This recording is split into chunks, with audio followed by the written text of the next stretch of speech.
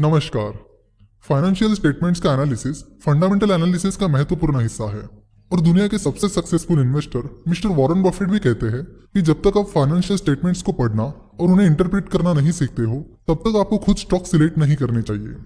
Company अपनी financial reports quarterly यानी हर तिमाही में डिक्लेयर करती है और फाइनेंशियल ईयर खत्म होने के बाद कंपनी अपना एनुअल रिपोर्ट बनाती है। एक क्वार्टर मतलब 1/4। एक साल में 12 महीने होते हैं तो 12 का 1/4 मतलब 3। सो एक क्वार्टर मतलब 3 महीने, तो एक साल में 4 क्वार्टर होते हैं। इंडिया में फाइनेंशियल ईयर 1 अप्रैल को स्टार्ट होता है और 31 मार्च को खत्म होता है। So first quarter that is Q1 मतलब 1 April to 30 June. Second quarter that is Q2 मतलब 1 July to 30 September. Third quarter that is Q3 मतलब 1 अक्टूबर टू 31 दिसंबर। और fourth quarter that is Q4 मतलब 1 जनवरी टू 31 मार्च। तो हम बैलेंस शीट से शुरुआत करेंगे। बैलेंस शीट को हम 2 पार्ट्स में कवर करेंगे। आज हम बैलेंस शीट की लायबिलिटी साइड को समझेंगे और नेक्स्ट पार्ट में हम बैलेंस शीट के एसेट साइड को समझेंगे। बैलेंस शीट कवर होने के बाद हम प्रॉफिट एंड लॉस स्टेटमेंट और कैश फ्लो स्टेटमेंट पढ़ना भी सीखेंगे और उसके बाद फाइनेंशियल रेशियोज और अलग अलग इन्वेस्टमेंट फिलोसॉफीज की बात करेंगे। बैलेंस शीट की 2 साइड्स होती है, एसेट साइड और लायबिलिटी साइड। कंपनी के पास जो भी है वो कंपनी के एसेट्स होते हैं और कंपनी पर जो भी देनदारी है वो कंपनी की लायबिलिटीज होती है। अगर कंपनी के पास खुद की बिल्डिंग्स या ऑफिसेस है तो वो कंपनी के एसेट्स है। खुद की कार्स और व्हीकल्स है तो वो कंपनी का एसेट है। बैंक अकाउंट में कुछ पैसे है या कंपनी ने कहीं पर कोई इन्वेस्टमेंट की है तो वो भी कंपनी के एसेट्स है। वही अगर कंपनी ने अपनी बिल्डिंग्स या ऑफिसेस बनाने के लिए बैंक से लोन लिया है तो वो लोन कंपनी की लायबिलिटी है। कंपनी ने खरीदी हुई कार्स और व्हीकल्स का EMI चल रहा है तो वो EMI भी कंपनी की लायबिलिटी है। अपने कुछ एक्सपेंसेस यानी खर्चे निकालने के लिए अगर कंपनी ने कहीं से पैसे बोरो यानी उधार लिए हैं तो वो उधार लिए पैसे भी कंपनी की लायबिलिटी है। सिंपल भाषा में बात करें तो लायबिलिटी मतलब पैसों का सोर्स यानी जहां से कंपनी ने वो पैसे लिए हैं और एसेट मतलब जहां कंपनी ने वो पैसे यूज किए हैं।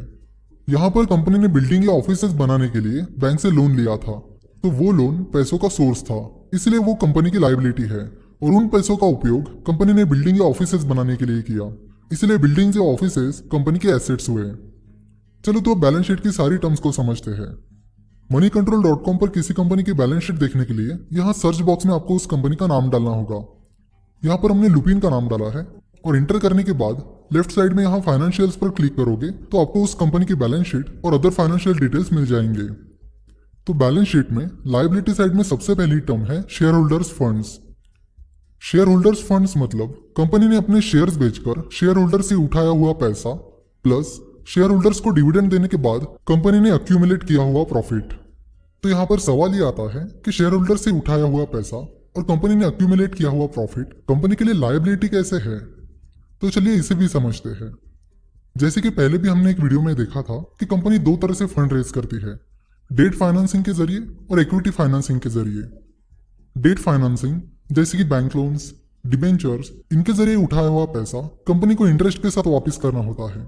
वही जो पैसा कंपनी इक्विटी फाइनेंसिंग से यानी अपने शेयर्स बेचकर उठाती है वो पैसा कंपनी का हो जाता है और कंपनी को वो पैसा रिटर्न करने की जरूरत नहीं होती। उसके बदले में इन्वेस्टर्स को कंपनी में ओनरशिप मिल जाती है और वो कंपनी में पार्ट ओनर्स बन जाते हैं। जब बैंक किसी कंपनी को लोन देती है तो बैंक उस पर कुछ इंटरेस्ट लगाती है और तय किए हुए पीरियड के बाद पैसा इंटरेस्ट सहित वापस लेती है। तो बैंक को कोई फर्क नहीं पड़ता कि कंपनी कम प्रॉफिट कमा रही है या ज्यादा। पर शेयर होल्डर्स यानी कंपनी के पार्ट ओनर्स ने कंपनी में इन्वेस्ट किए हुए पैसों के बदले में उन्हें कोई इंटरेस्ट नहीं मिलता है, ना ही उनके इन्वेस्टमेंट अमाउंट उन्हें वापस मिलती है।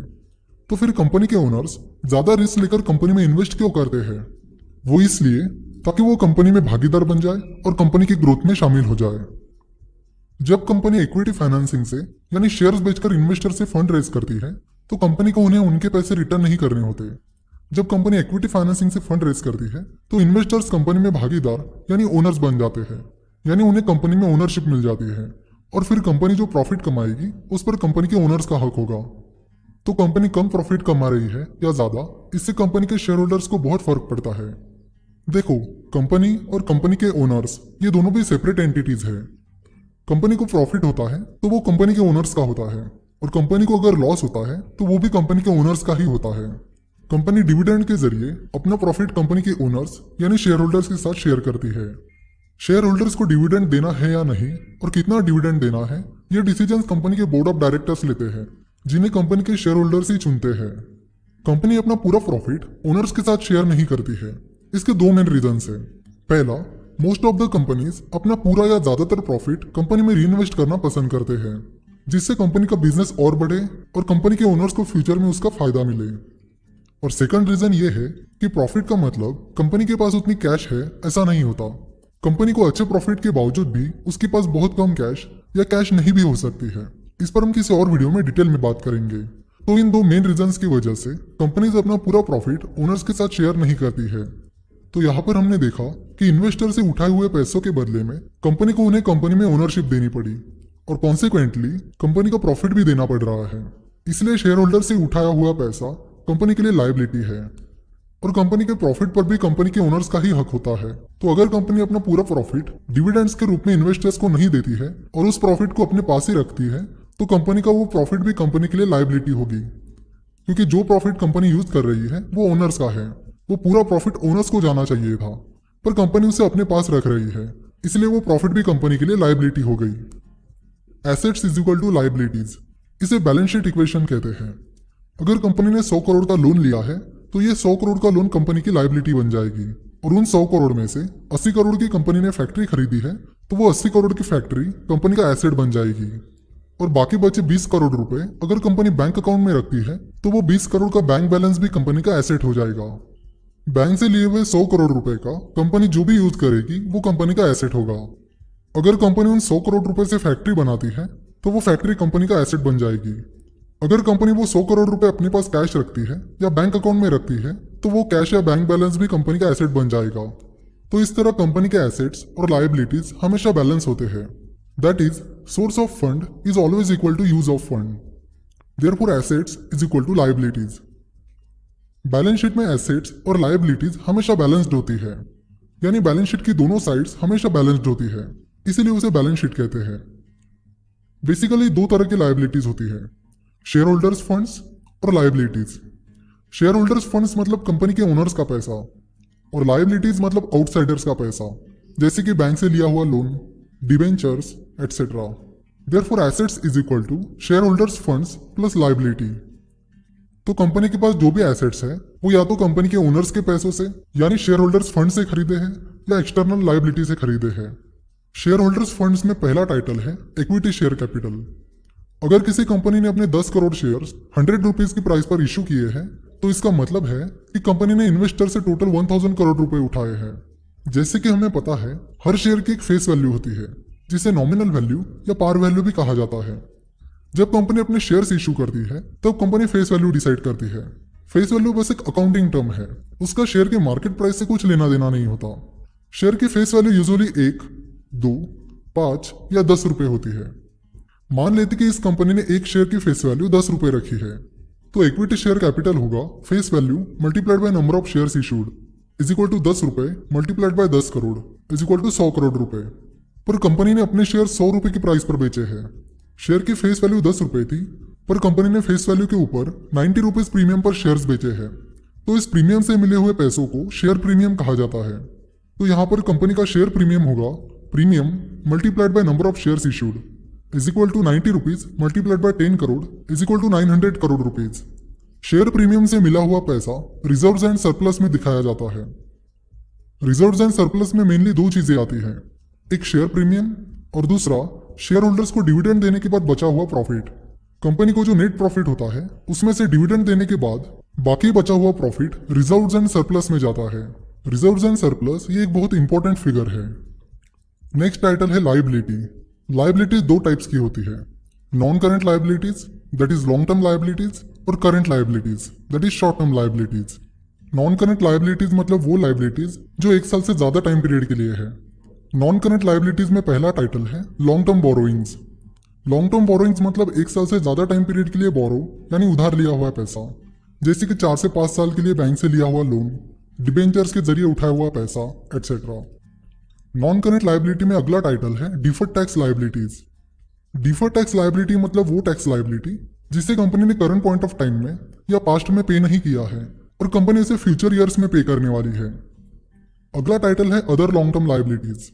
अदर लॉन्ग टर्म लायबिलिटीज मतलब वो सारी लॉन्ग टर्म लायबिलिटीज जो ऊपर दिए टाइटल्स में यानी लॉन्ग टर्म बोरोइंग्स और डिफर्ड टैक्स लायबिलिटीज में कवर नहीं हुए हैं, जैसे कि security deposit, rent deposit, deferred credit etcetera. Non current liabilities में अगला टाइटल है लॉन्ग टर्म प्रोविजंस। कई बार कंपनी को पता होता है कि फ्यूचर में कुछ एक्सपेंसेस या लायबिलिटीज होने वाली है, पर कंपनी को उसकी एग्जैक्ट अमाउंट पता नहीं होती। तो ऐसी केसेस में कंपनी कुछ एस्टिमेटेड अमाउंट ऐसे एक्सपेंसेस या लायबिलिटीज के लिए प्रोवाइड करती है, यानी साइड में रखती है।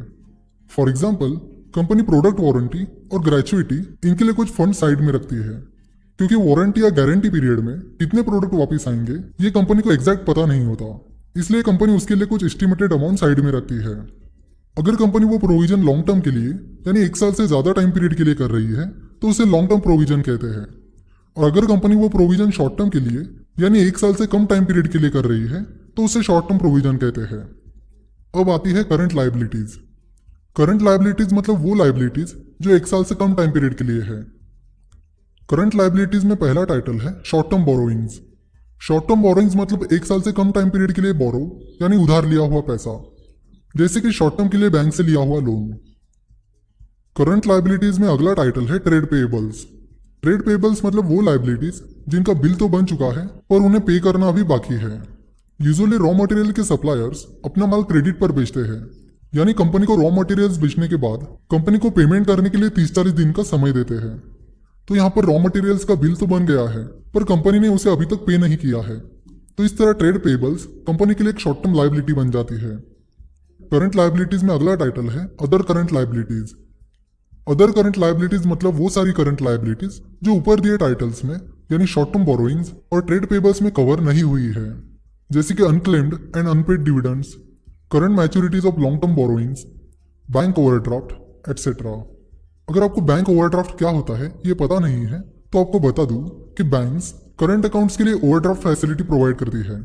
कंपनी जितनी अमाउंट उसके करंट अकाउंट में है, बैंक ने प्रोवाइड की हुई एक सेट लिमिट तक उससे ज्यादा अमाउंट विड्रॉ कर सकती है, उसे ओवरड्राफ्ट कहते हैं।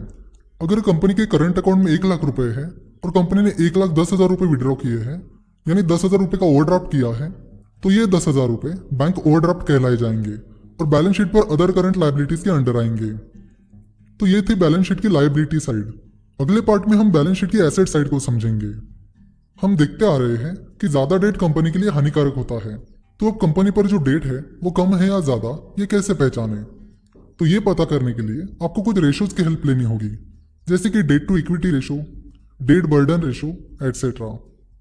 फाइनेंशियल स्टेटमेंट्स की इसी सीरीज में हम आगे चलकर रेशो एनालिसिस भी करेंगे, तो वहां हम इन रेशोज पर डिटेल में बात करेंगे। बैलेंस शीट में और भी कई सारे डिटेल्स, नोट्स और शेड्यूल्स होते हैं जिनमें हमें सारे एसेट्स और लायबिलिटीज के डिटेल्स मिलते हैं। फॉर एग्जाम्पल, अगर लॉन्ग टर्म बोरोइंग्स 100 करोड़ है तो वो बोरोइंग कितने साल के लिए है, किससे ली है, इन जैसे कई सारे डिटेल्स हमें वहां नोट्स एंड शेड्यूल्स में मिलते हैं।